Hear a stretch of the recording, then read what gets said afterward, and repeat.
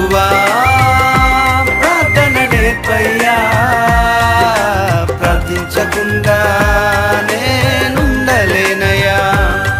నీ పాదాలు తడపకుండా నా పయనం సాగదయా, నీ పాదాలు తడపకుండా నా పయనం సాగదయా.